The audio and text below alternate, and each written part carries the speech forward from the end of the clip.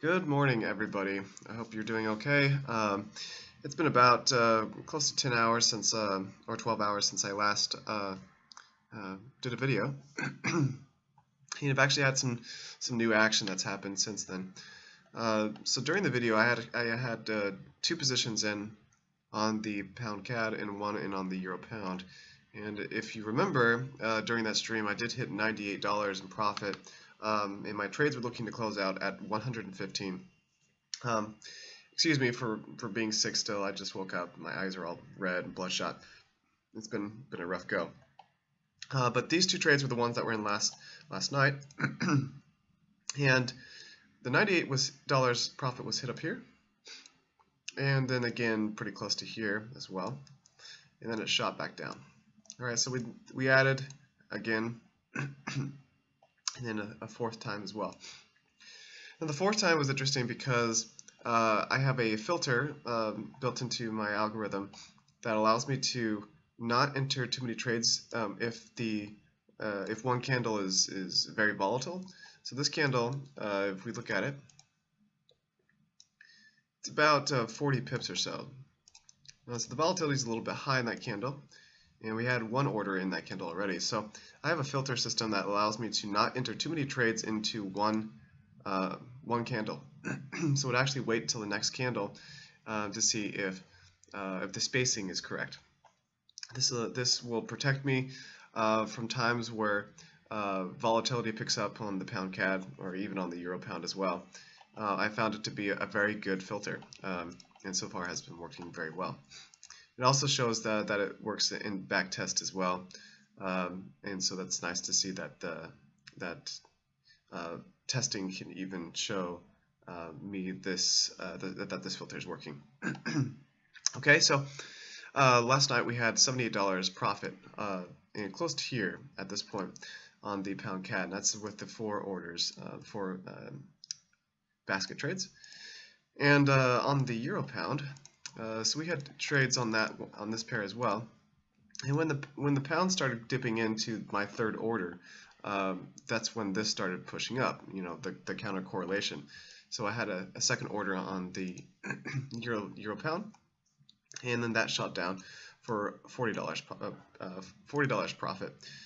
So I had 78 on the pound CAD and 40 on the euro pound, giving me a total of about $119 or so. So my profit was met, and all trades closed out at that point. So I just recently took another position, and this one was after an inside candle setup on the 5-minute chart. So the inside candle setup you can see here, and that's the one I picked, and I ended up taking just about 12 pips or so profit, including spread as well. It actually ended up being just about 7 pips, 7.7 or 8 pips profit, and gave me $30. So not a big deal, but a nice little scalp. Quick trade, only about 20 minutes or so. So the reason why I took that position was because of that inside candle. But you can see in this push up that there were other inside candle setups as well. There's one here, there was one here, and there was also a nice reversal candle set up here, bullish and bearish engulfing candle with a wick. This is the one I would actually look at for a potential entry. I would enter on this candle right here, and the reason why is because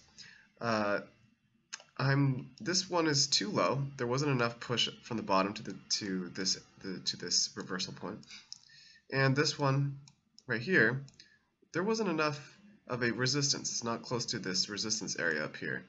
I'd like it to either surpass that resistance point or at least touch it. So I'd be looking for an inside candle setup in this area, which we never got. Okay, so this one was the big one because it actually is up at this area up here, and so that's what I'd be looking at as a potential reversal point. And you can see that it didn't quite work out. It would have jumped up, but we did get another inside candle setup right after that, and then this would have pushed down, and we would have likely, we would have probably hit profit at the same area, come out with anywhere from 5 to 10 pips on this on this setup. So either one was probably a fine setup to do. But you got to watch where you enter on these inside candle setups, so you don't, or reversal candle setups, so you don't get stuck in a place that it's basically doesn't make sense to enter.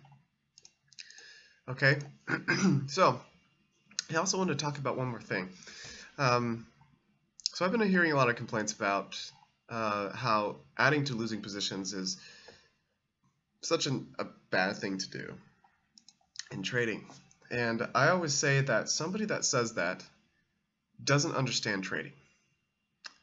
They don't understand that having a really high win percentage, only entering one position at a time, is extremely difficult to do.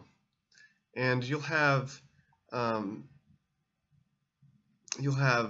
issues with streaks of losses that happen, and also win streaks as well. But the streaks of losses are just really difficult to work with. And that's what you get with a strategy that is just one trade, simple stop loss and take profit, and that's it. But honestly, that's what so many people are looking for, and it's really saddening to see that happening all the time, because basket trading, to me, is one of the only few ways to profit in the market long term. That's my feeling with it. And I feel pretty strongly about that. You need to do basket trading in some form in order to be profitable in the forex market. There's a few strategies that can work without a basket trading, but they do have, like I said, those streams of losses that can be really difficult to make back. And you're also hoping that if you do have a stream of losses, say let's say for example 5 to 10 trades in a row, and that can happen. I'm sure you've seen it in your trading, where you have to have a good 10 trades or so to make up for those losses, right? That is if you have, you know, a 1-to-1 win ratio with your system, and that can be really stressful because you don't know if you're going to have another 10 losses in a row after that. But you could also have those 10 gains or 10 profitable trades as well. It's a little bit I guess nerve-wracking, because you don't know what the future is going to give you, or if it's even going to give you those 10 profitable trades that you need to come out of your drawdown. So this is why I trade like this. Is it gives me more room to make a trade better. And sorry for the background sound. Okay, I think that was CNN. So it gives me more room to make a trade better, basically, or try to break out to break even on the trade, or close in small profit. A lot more flexibility than just a single stop loss take profit trade, because it is really difficult to get the right place in the market that a reversal point will happen, that a trend continues, and that is a high responsibility to try to figure that out.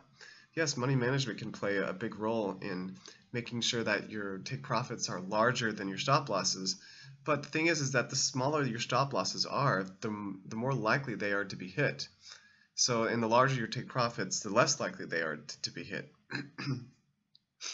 So that's why if I have a stop loss system, most of the time it's a larger stop loss and a smaller take profit, because it's easier to gain a smaller amount of pips in the forex in the forex market.